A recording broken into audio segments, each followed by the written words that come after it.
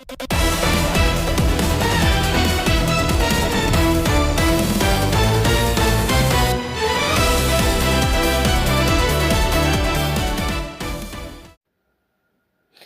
guys, Sandy Ingram here. Welcome.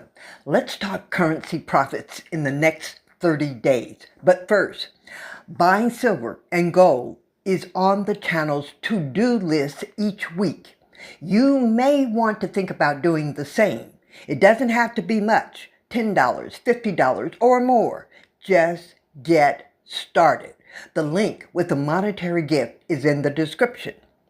As for those of you who are into precious metals, remember that once you reach a certain level, you want to have your gold and or silver shipped directly to your front door. The VND is holding its own, as is Argentina's currency. But here's the really surprising news that there are reports online of homes with an acre or more of land for sale in Venezuela for $12,000. It doesn't much matter what the house looks like as long as people are living in it right now, and an acre of land in a neighborhood for $12,000 with all utilities hooked up is a good thing. This is called a window of blood in the streets time, when savvy investors go in and buy up blocks of real estate, fix it up and resell it, or nowadays put it on Airbnb. We are waiting on more favorable reports from the U.S. State Department before we book a flight to Venezuela, but Venezuela is on the channel's agenda for travel too. The channel's membership is in the middle of research for businesses we can start in Iraq. If you are interested, join the channel's membership for $2.99 a month. Yes, we know corruption is an issue, and yes, we are taking that into consideration. Let's talk a little bit about Venezuela. And the reason is because it parallels Iraq in many different ways. Washington is allowing Venezuelan oil to be sold again, but only under the U.S. supervision. The United States is helping oversee the sale of oil and the distribution of revenue so the money does not flow to sanctioned leaders or corrupt networks, but instead is directed back into Venezuela's currency for legitimate uses. Large sums of money are now being moved through oil arrangements in Venezuela. According to Reuters, roughly $500 million from an initial oil sale was transferred back to Venezuela, and total sales since January have already exceeded $1 billion, with projections that several billion more could follow in the coming months.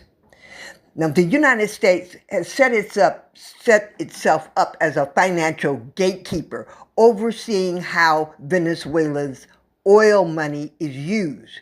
No money for Iran or secret networks or cartels. So you might ask, why is the United States doing this? Well, the reason given is to prevent the Venezuelan economy from collapsing. Regardless of your or our politics, this is a good thing. Guys, we are talking big bucks. Soon enough, Venezuela will have oil sales in the billions each month, just like Iraq. And yes, the U.S. is buying oil from Venezuela. Right now, global currency markets suggest the US dollar may stay soft in the near term. Many analysts expect the dollar to weaken gradually in 2026 as interest rates in the US stabilize or decline, reducing demand for the currency. If that trend continues over the next 30 days, several currencies could strengthen against the dollar. First, the Japanese yen is one of the strongest candidates. The yen has already posted solid gains recently, supported by expectations of policy changes and improving investor confidence in Japan. If markets keep anticipating higher Japanese rates while US rates level off, the yen could continue rising. Second, the euro may strengthen modestly.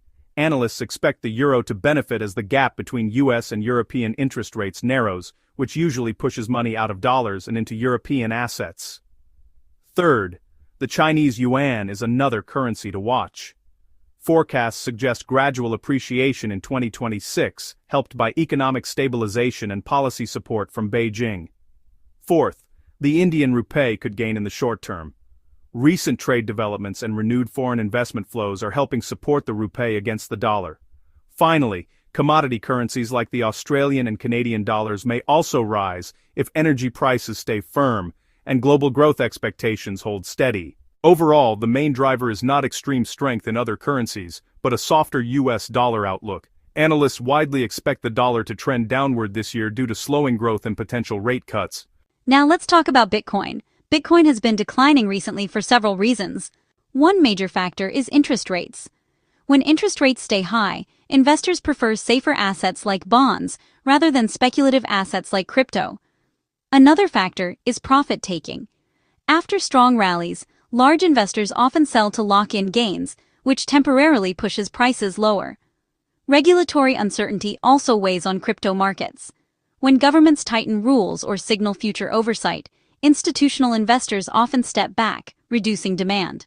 Finally, when the US dollar holds steady or strengthens even slightly, Bitcoin often drops, because many investors treat crypto as an alternative to the dollar. So, in short, currencies may rise because the dollar is expected to soften, while Bitcoin may fall because investors are shifting towards safer assets and waiting for clearer economic signals. And in global markets right now, caution is the dominant theme.